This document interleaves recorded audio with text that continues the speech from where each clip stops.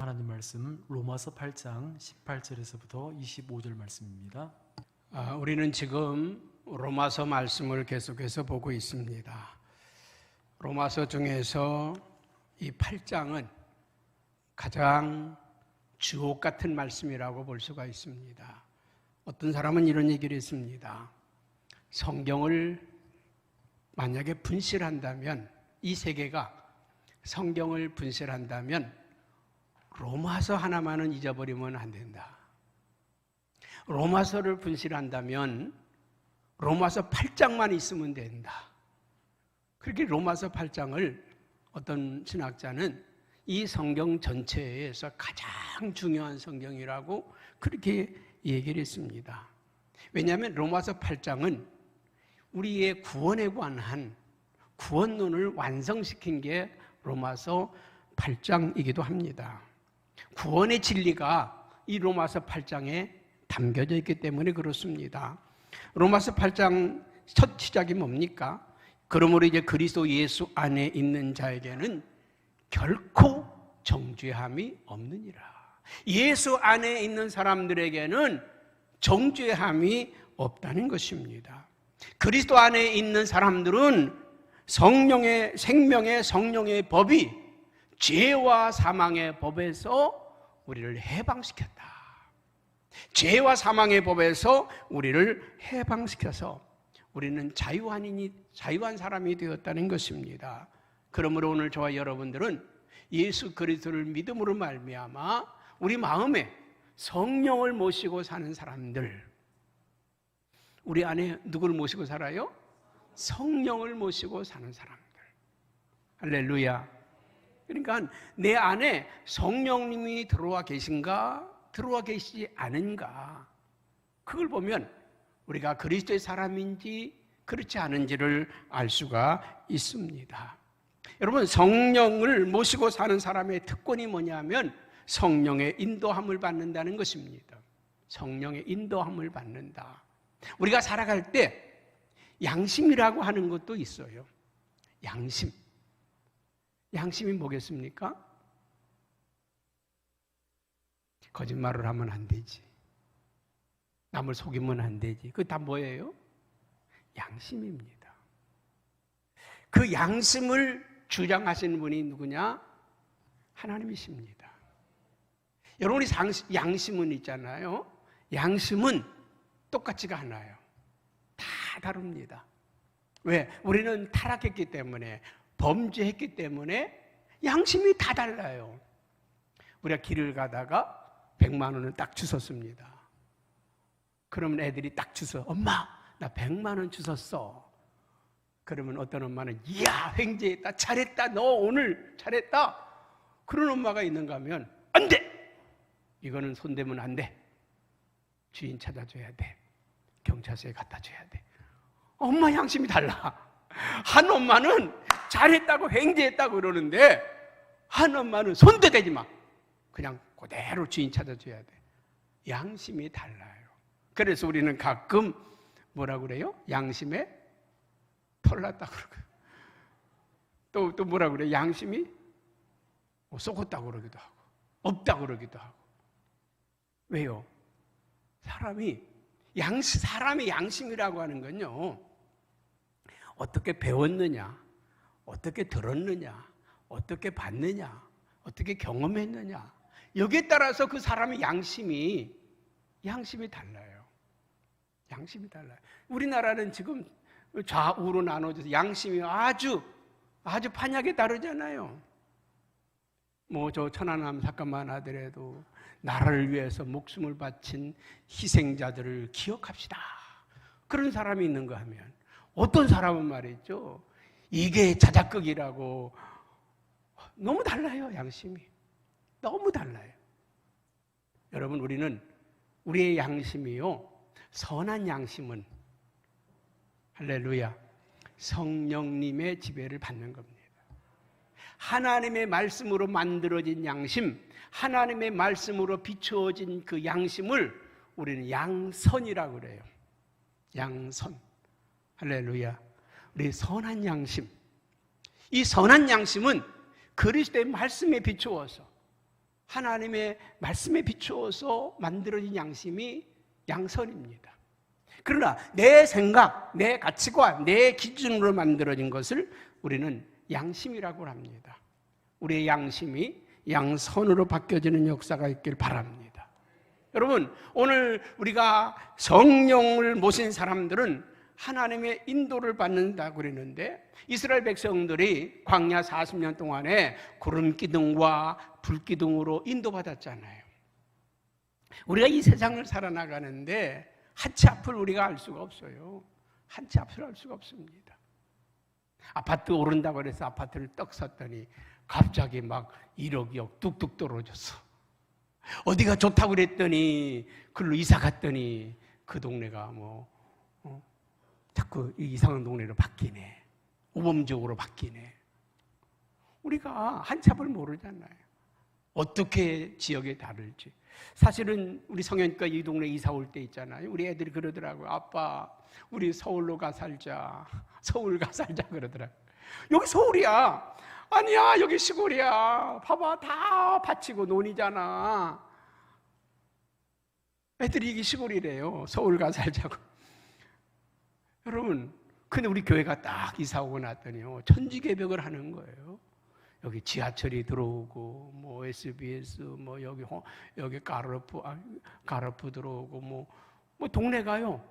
여기 우리 교회 앞에 있는 이 오피스텔에 있는 이 자리는 완전히 쓰레기통이었습니다. 쓰레기통이었어요. 그런데 완전히 빌딩 숲으로 바뀌었잖아요. 할렐루야. 교회가 가는 곳에는요, 그 교회 중심으로 역사가 바뀌는 거예요. 여러분들이 세상을 살아갈 때 여러분 중심으로 세계가 바뀌어지는 축복, 여러분 때문에 하나님께서 이 지역을 축복하고 이 나라를 축복하고 이 민족을 축복하는 이 은혜가 있기를 바랍니다. 여러분, 성령을 모시고 사는 사람들은 하나님의 아들이라고 그랬습니다. 오늘 15절에 보니까 이렇게 말씀하고 있죠. 너희는 다시 무서워하는 종의 영을 받지 아니하고 양자의 영을 받음으로 우리가 아빠 아버지라고 부르짖느니라. 여러분, 하나님을 아빠 아버지라고 부르짖는다고 하는 말은 애칭입니다. 애칭. 나는 아직도 우리 아버님한테 아빠라고 불러본 일이 없어요. 불러본 일이 없어. 한 번도 불러본 일이 없습니다. 왜? 그분이 나에게 그렇게 부르도록 친근하게 해주지를 않았어요. 근데 가만히 보면요, 애증이 있어. 우리 아버지가 나에 대한 애증이 굉장히 깊은데 친근하게 하지를 않았어요. 다정스럽게 하지를 않았어요. 마음으로는 굉장히 그런 마음이 있는데 옛날 어른들은 다 그렇잖아요. 그러니까 지금도 아빠라는 말을 써보지를 않았습니다. 아마 여러분 아버지들 있잖아요. 자녀들이 아빠라고 안 부르는 자식들을 가진 아빠들은 회개하세요. 애증이 없다는 거예요. 애증이. 나는 우리 아이들이 나한테 한 번도 아버지라고 불러본 걸 들어본 일이 없어요. 다 아빠라고 부르지. 이 아빠라고 하는 건 아주 친근하고 친밀하고 다정한 관계 속에서 불려지는 게 아빠잖아요. 하나님을 정말 우리하고는 천지 만물을 창조하신 그 위대하신 하나님이 자신을 아빠라고 부르게 하셨단 말이죠. 아빠라고 불러주는 축복이 있길 바랍니다. 우리 감리교 장시한 존 웨슬리 목사님은 이런 말씀했습니다. 우리는 종의 믿음이 아니라 아들의 믿음을 가졌다. 종의 믿음을 갖지 않고 아들의 믿음을 가졌다. 종이 아버지에게 요구하는 것과 아들이 아버지에게 요구하는 게 다르다. 종이 아버지에게 요구하는 것과 아들이 아버지에게 요구하는 게 다르다는 것입니다. 아들은 아버지에게 당당하게 요구할 수 있습니다. 그러나 종은 함부로 요구할 수가 없죠. 오늘 말씀해 보니까 우리 하나님의 자녀인 우리들에게도 뭐 축복만 있는 게 아니라 잘 나가는 게 있는 게 아니라 형통함만 있는 게 아니라 고난도 있다는 거예요. 많은 사람들의 숙제가 여기입니다. 예수 믿으면 잘 되고 사업도 잘 되고 자녀들도 잘 되고 다 잘 됐다고 생각하는데 이건 착각입니다. 예수 믿는다고 잘 되질 않아요. 어쩌면 더 고난이 많고 시련이 많고 환난이 많을 수도 있어요. 그 시련과 고난의 이유를 모르면 신앙생활을 할 수가 없습니다. 그래서 우리 예수 믿는 하나님의 자녀들에게 고난과 영광이 있다는 것입니다. 17절 말씀에 이렇게 성경은 이야기를 하고 있습니다. 같이 한번 볼까요? 자녀이면 또한 상속자, 곧 하나님의 상속자요, 그리스도와 함께한 상속자니 우리가 그와 함께 영광을 받기 위하여 고난도 함께 받아야 할 것이니라. 여러분, 가족이라고 하는 것은요, 고난과 영광을 함께하는 게 가족입니다. 고난과 영광을 함께하는 게, 기쁨도 함께하고 슬픔도 함께하는 게 가족 아니겠습니까? 여러분, 자녀는 부모에게 상속받을 권리가 있습니다. 재산을 상속받고 집을 상속받고, 그러니까 부모님이 돌아가시고 나면 부모님이 가지고 있던 재산을 상속받잖아요. 상속받죠. 그런데 재산만 상속받는 게 아닙니다. 뭣도 상속받아요? 빚도 상속받습니다. 빚도 상속받아요. 그래서 부모님이 빚을 많이 진 사람들은 뭘 포기합니까? 상속권을 포기하는 거예요. 나는 우리 부모로부터 재산 안 받겠다고 포기하면 빚도 물려받지 않습니다. 부모가 빚이 많으면 상속을 포기해요. 만약에 부모의 재산을 물려받으려면 재산만 물려받는 게 아니라 그 부모의 빚도 물려받는 것입니다. 우리가 이 교회의 한 가족, 한 식구라고 하면 교회가 어려울 때 함께 고난의 짐을 짊어지는 것이고, 교회가 영광을 받을 때 함께 영광을 받는 것입니다. 난 우리 교회 성도들이 너무 감사하고 고마운 것은 무슨 일이든지 다 함께 참여한다는 거예요. 무슨 일을 하든지 뭘 한다. 이번에도 우리가 엘리베이터 공사를 하는데 뭐 크든 작든 그게 문제가 아닙니다. 가족이라고 하는 것은 함께 참여하는 데 의의가 있습니다. 무슨 일이든지 함께 참여하고 함께 하는 것, 그것이 가족 아니겠습니까? 여러분, 그리스도인에게 있어서 고난은 선택이 아니라 필수라고 하는 것을 기억하시기 바랍니다. 예수님께서 십자가의 고난이 없었다고 하면 부활의 영광이 없습니다. 십자가가 없는 부활은 의미가 없습니다. 십자가가 있었기 때문에 부활의 영광이 있는 것입니다. 그러면 그리스도인이라고 하면 그리스도와 함께 고난도 받고 영광도 함께 받는 것입니다. 우리가 전도하다 보면 핍박을 받기도 하고 욕을 먹기도 하고 어려움을 당하기도 합니다. 왜 그렇습니까?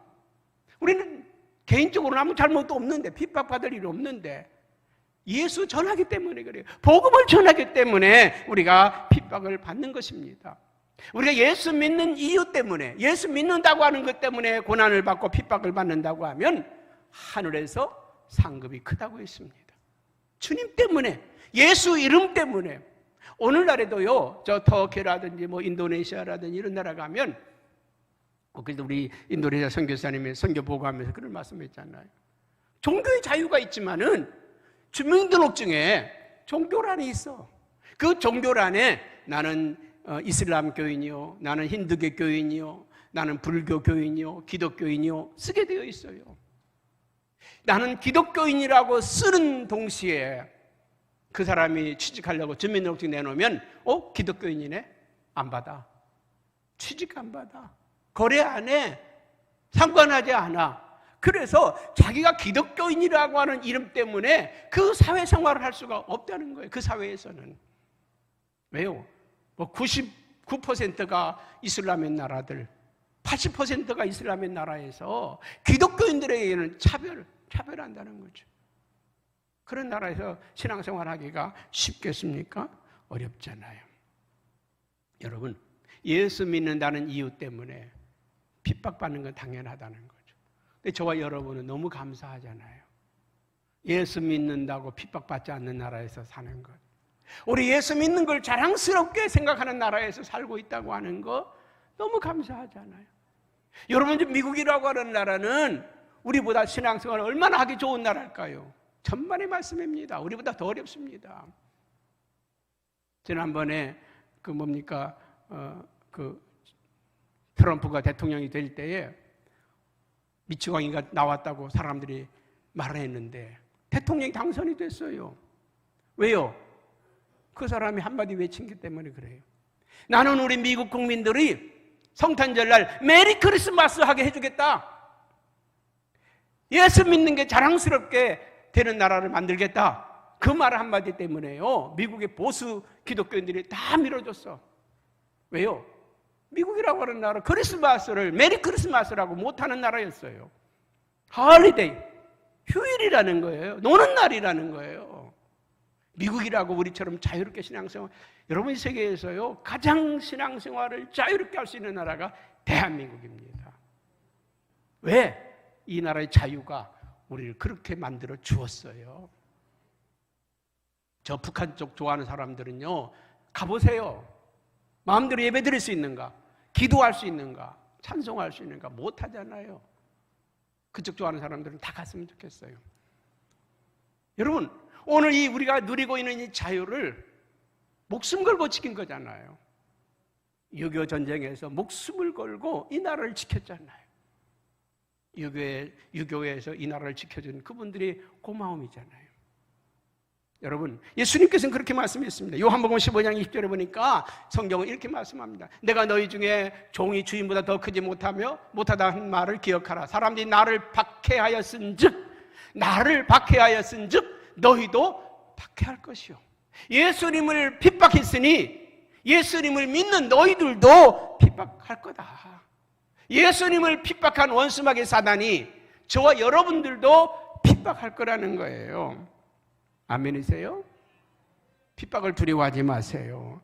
요한복음 15장 19절에 또 이렇게 말씀합니다. 너희가 세상에서 속하였으면 세상이 자기의 것을 사랑할 것이나 너희는 세상에 속한 자가 아니기 때문에 도리어 내가 너희를 세상에서 택하였기 때문에 세상이 너희를 미워하리라.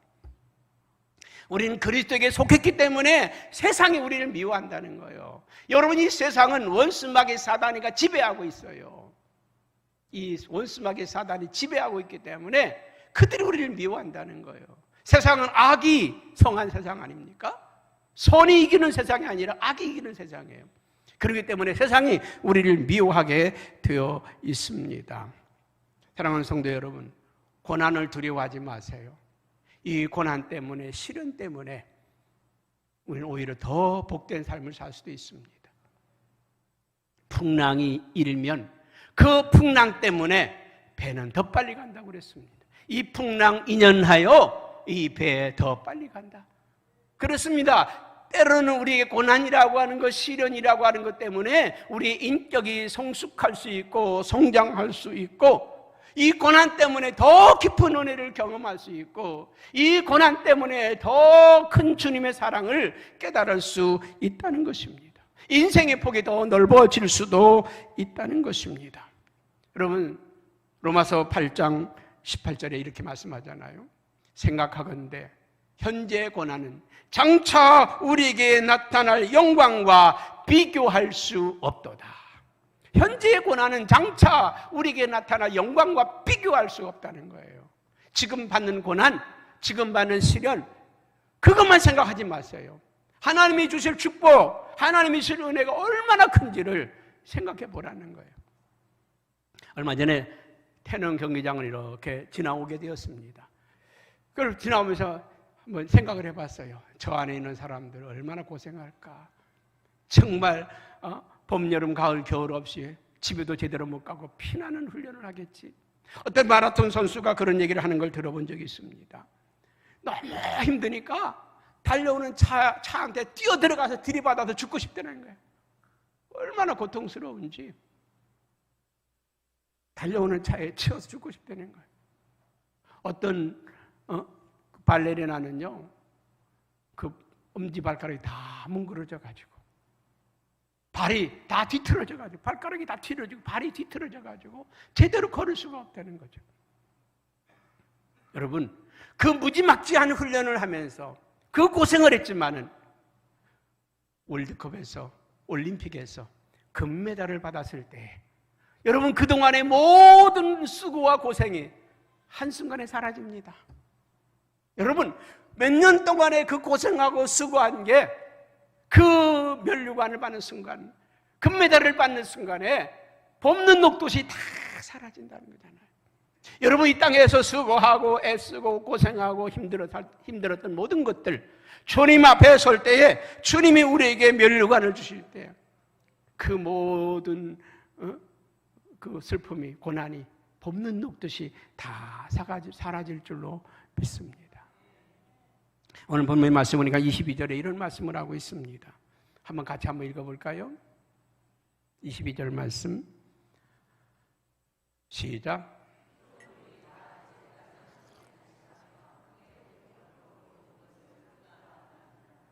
피조물이 다 이제까지 함께 탄식하며 함께 고통을 겪고 있는 것을 우리가 안다. 피조물이 고대하는 바는 하나님의 아들들이 나타나는 것이다. 저는 이 말씀 속에서요, 필리핀에 갔다가 엄청난 은혜를 받은 적이 있어요.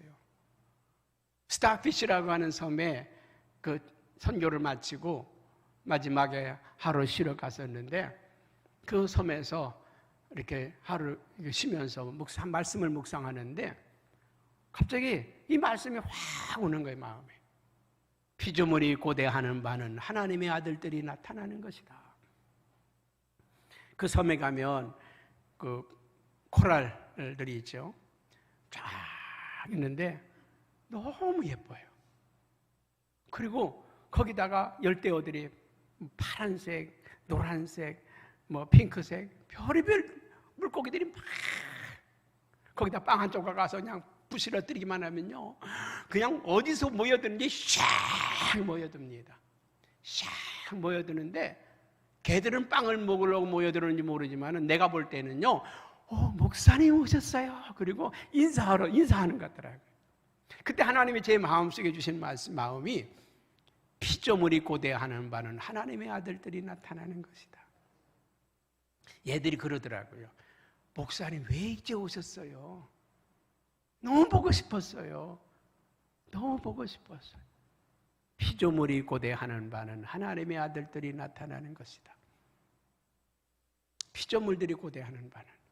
여러분 이 꽃은요, 누가 물을 잘 안 주니까 시들라고 그러네요. 얘들은 지금 너무 행복한 거예요. 성도들과 함께 예배 자리에 있다는 게 얼마나, 얘들은 난으로 이 땅에 태어난 것이 행복한 거예요. 만약에 얘들이 술집에 있다고 하면 얘들이 뭐라 그럴까요? 내가 이 땅에 태어나서 술 먹는 너희들 앞에 내가 봉사하려고 태어난 줄 아냐? 나는 성현교회 예배당에 꽂히려고 태어났는데, 피조물들이 허무한데 굴복하는 것은 자기의 뜻이 아니라 굴복시키는 자들 때문이라 그랬어요. 수박철이죠. 수박이 탐스러운 수박이요. 여러분 쫙 깨면은 뭐라고 말하는지 알아요? 권사님 고마워요. 나를 먹어줘서. 권사님 아니었으면 내가 술집에 술 한 줄감 될 뻔했잖아요. 얘들이 하나님의 아들들이 나타나는 것을 고대한다는 거예요. 할렐루야. 저 아름다운 그 산도 우리를 기다린다는 거예요. 어서 오세요, 어서 오세요, 목사님. 얼마 전에 동해에 갔다가 배틀제라고 하는 그 곳에 산에, 두타산에 있는 배틀제라고 하는 곳에 올라갔는데 너무 아름답고 금강산이 따로 없더라고요. 너무 아름다워요. 근데 그러더라고, 걔네들이. 거기에 있는 소나무들이 이렇게, 목사님 왜 이제 오셨어요? 38년 동안 기다렸잖아요. 38년 만에 문을 열었잖아요. 38년 동안 기다렸어요. 여러분, 피조물들이 고대하는 바는 하나님의 아들들이 나타나는 것이다. 여러분, 자연과의 대화. 어떤 사람은 새들과도 얘기하고요, 꽃과도 얘기하고요. 피조물들은 오늘 하나님의 자녀들을 기다린다는 거예요. 그런데 오늘 22절 말씀에 뭐라고 말합니까? 피조물들이 탄식한다는 거예요. 지금 탄식하고 있다는 것입니다. 자연의 탄식이 있습니다. 여러분, 자연은 아름답지요. 실록의 계절 아닙니까? 여러분, 바다에 가면 신비롭지 않습니까? 이번에도 우리 주바락이랑 갔는데 그 제주도 바다가 파란 바다가 너무, 야, 나 이거 맨날 보고 살았는데 오랜만에 보니까 반갑네. 여러분, 그 아름다운 바다, 그 아름다운 산. 근데 오늘 말씀해 보니까 여기 허무, 썩음, 종노릇, 고통, 왜 이런 단어들이 등장하고 있을까요? 우리가 이 아름다운 자연, 아름다운 세계를 조금만 더 깊이 들어가 보면 우리 인간들이 다 파괴시켜 놓았다는 것입니다. 지난 1세기 동안에요, 7만여 종의 화학물질이 땅과 바다와 강을 오염시켜 버렸다는 것입니다. 지금 일본이 방사능 오염수를 방류하는 것 때문에 우리나라가 막 피켓 들고 전 세계, 여러분 우리나라는 안 그렇습니까? 우리나라도 슬슬 내보내고 있어요. 일본은 모아놓은 거를 내보내니까 지금 난리지만 중국은 저 서해 앞바다에다가 엄청난 양을 내보내고 있어요. 바다를 오염시키고 있어요. 우리가 쓰고 있는 일회용 플라스틱들, 우리가 쓰고 있는 것들이 여러분 이 지구를 어떻게 황폐화시키는지 아세요? 제가 한번 사진 몇 개를 보여드리려고 그래요. 한번 좀 사진 좀 보여줘 봐요. 우리 사진 몇 개만 봅니다. 보세요. 거북이가 지금 폐거물에 잡혀가지고 꼼짝달싹 못하는 거죠. 그 다음에 봐봐요. 자, 저게 완전히 오염된, 저게 뭡니까? 기름이나 기름때에 완전히 저 새가 뒤범벅이 됐지요. 머리가 흔히 보지, 고기가 떼죽음을 당했지요. 지금 그물에 걸려있는 저 고기들 보세요. 지금 펭귄이 죽어서 널브러져 있는 겁니다. 자, 산 계곡에 저렇게 쓰레기가, 우리가 버린 쓰레기가 저렇게 쌓여 있습니다. 태평양 바다에 플라스틱으로 된 섬이 얼마나 큰지 아십니까? 저 섬의 크기가 우리나라 15배입니다. 우리나라 15배. 어마어마한 쓰레기 섬이 우리나라 15배 크기의 쓰레기들이 태평양에 떠돌아다니고 있다는 것입니다. 저 부스러기를 물고기들이 다 먹고 있어요.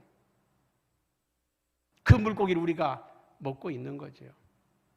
지금 자연은 탄식을 한다는 거예요. 왜 우리를 이렇게 괴롭히느냐고, 왜 우리를 이렇게 힘들게 하느냐고 탄식한다는 겁니다. 오늘 홍보 영상은 아니지만은 오늘 이 자연 파괴에 대한 영상 하나만 좀 보여드릴게요.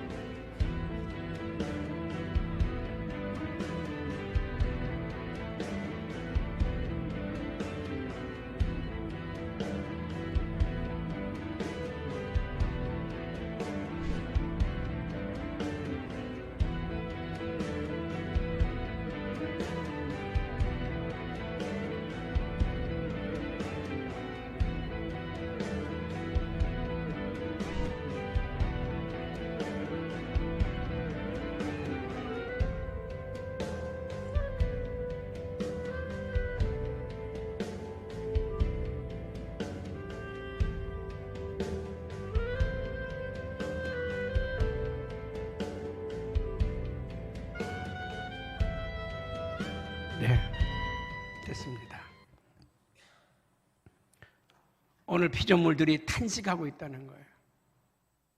이 아름다운 하나님이 세상을 창조하셨을 때 참으로 보시기에 좋았더라. 지금은 보시기에 좋은 땅이 아니에요. 세계가 지금 여러분 금년에도 이 엘니뇨 현상으로 인해서 이상기후, 이상 징조들이 지금 나타나고 있습니다. 어떤 유튜브에서는요 7월, 8월 달 내내 비가 올 거라고 얘기를 합니다.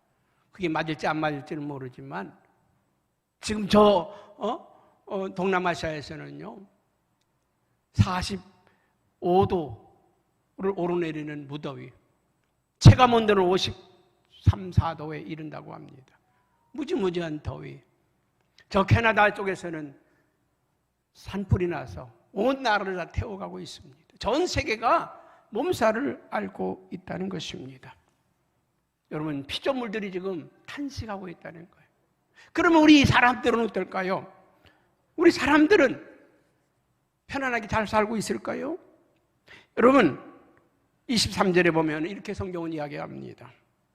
그뿐 아니라 또한 우리 곧 성령의 처음 익은 열매를 받은 우리까지도 속으로 탄식하여 양자될 것, 곧 우리 몸의 속량을 기다리느니라.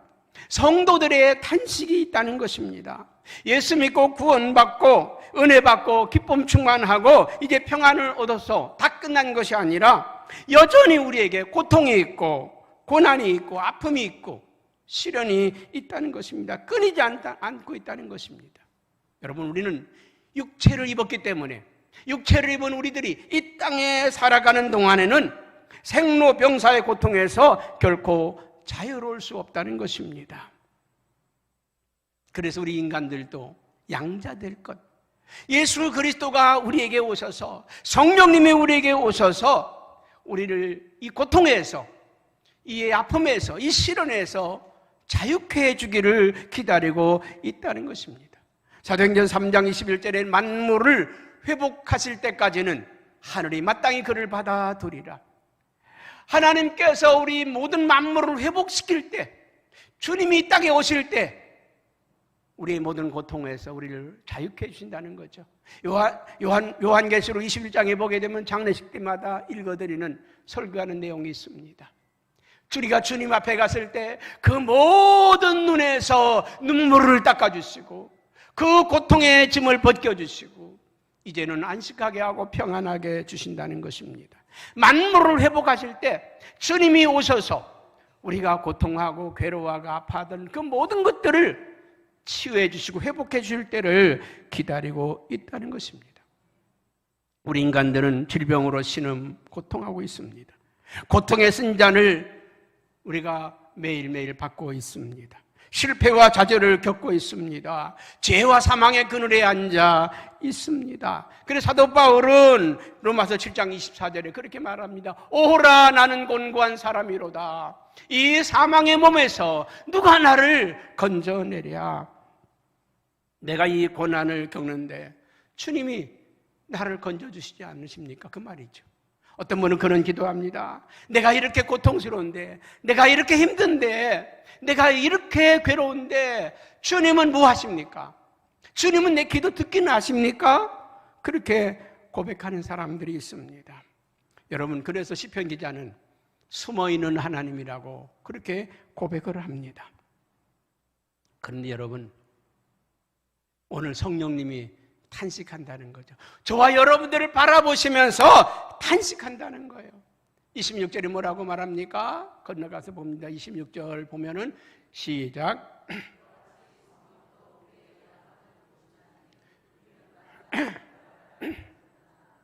성령이 말할 수 없는 탄식으로 우리를 위하여 친히 간구하시느니라.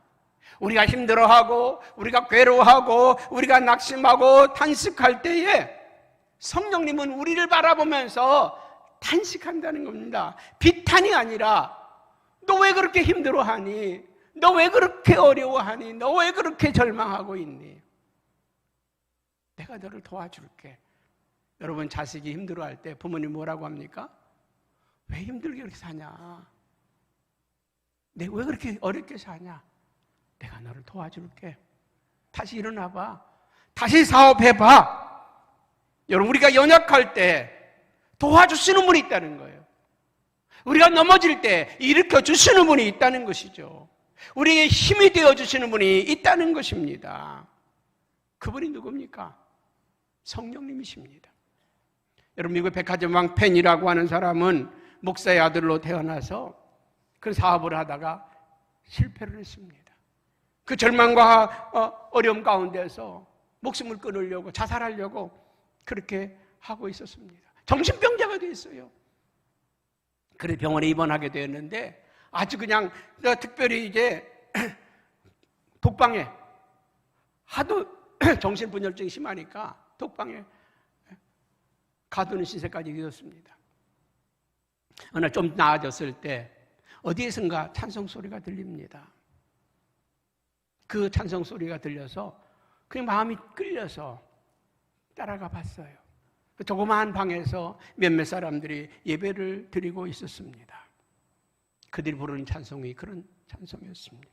누군가 널 위해 기도하네.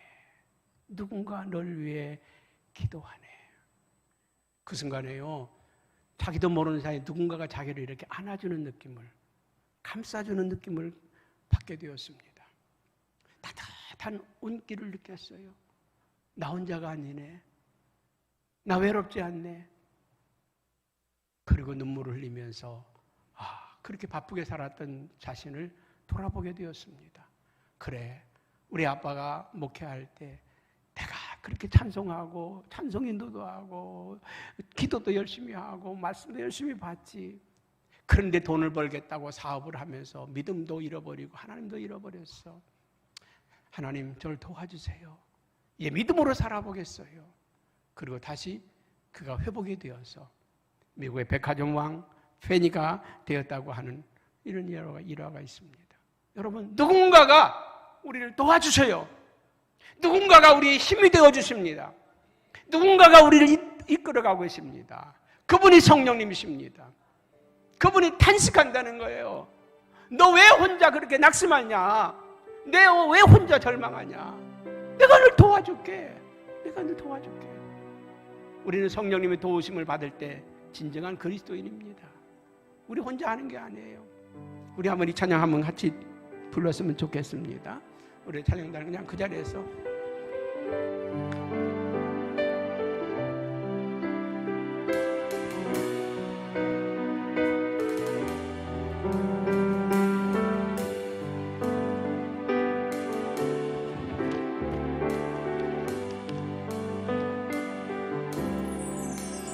당신이 지쳐서 기도할 수 없고 눈물이 빗물처럼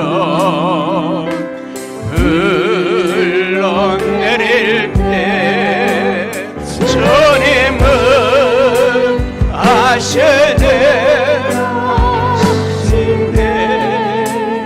약함을 사랑으로 봐주시네.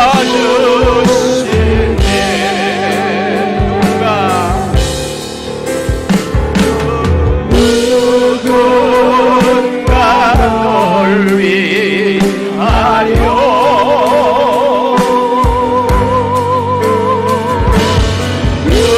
누군가 기도하네.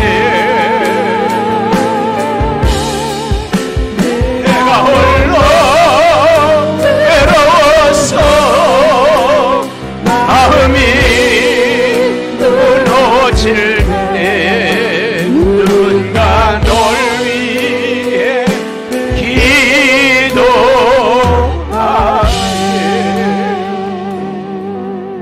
여러분, 우리는 이 세상을 살아가는 동안에 어려운 일도 많이 만나요. 고난도 만납니다. 이별도 합니다. 실패도 합니다. 낙심하지 마세요. 두려워하지 마세요. 혼자 가는 길은 외롭습니다. 혼자 가는 길은 힘듭니다. 그러나 누군가 우리와 함께 가십니다. 누군가 우리를 도와주셔요. 그분이 성령님이십니다. 성령님이 함께 하시면 어떤 고난도 이길 수 있어요. 어떤 시련도 이길 수 있어요. 믿음의 사람과 믿지 않은 사람이 다른 게 여기 있습니다. 믿지 않은 사람이 고난이 오면 그냥 무너집니다. 환난이 오면 그냥 넘어집니다.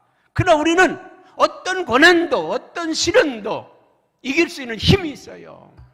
세상을 이긴 이김은 우리의 믿음이라고 했습니다. 그래서 오늘 로마서 8장 28절은 이렇게 말합니다. 한번 같이 볼까요? 우리가 알거니와 하나님을 사랑하는 자 곧 그의 뜻대로 부르심을 입은 자들에게는 모든 것이 합력하여 선을 이루느니라. 실패해도 축복이고 넘어져도 축복이고 암에 걸려도 축복이고 죽을 병에 걸려도 축복이고 모든 것이 다 선을 이룬다는 거예요. 이걸 고백하는 게 믿음의 사람이고 신앙의 사람입니다. 여러분, 그래서 오늘 로마서 8장 24절은 이렇게 우리에게 말합니다. 한번 같이 볼까요? 우리가 소망으로 구원을 얻었으며 보이는 소망이 아니라 보이는 것을 누가 바라리요. 여러분, 우리가 소망으로 구원을 얻었다는 것입니다.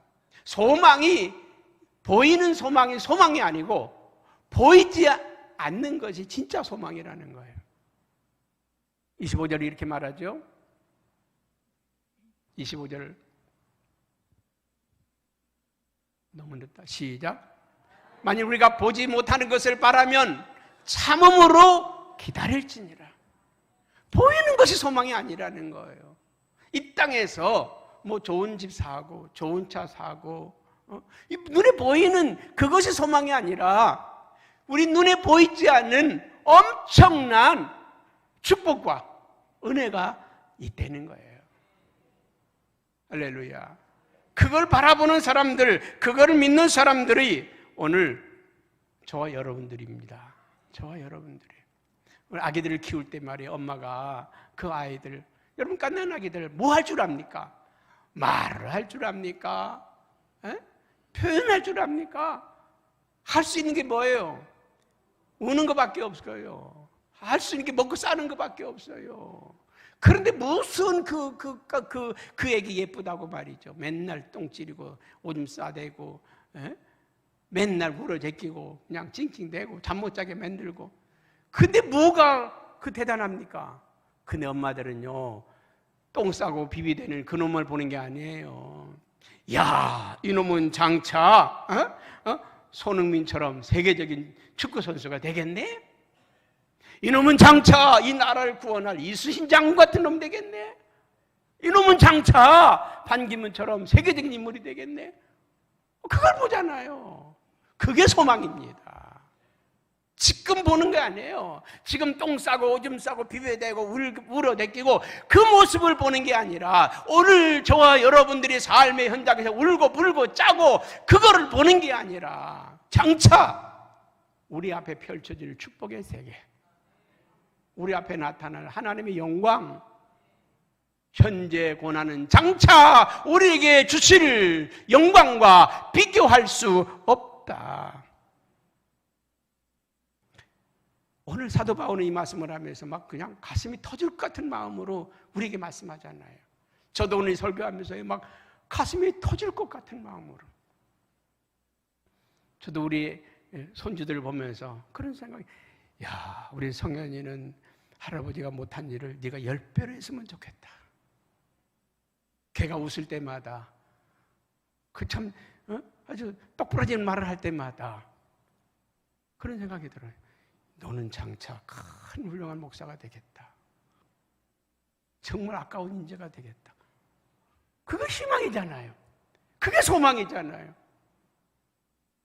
여러분 손주 바라보면서 저놈 저거 먹고나 살까?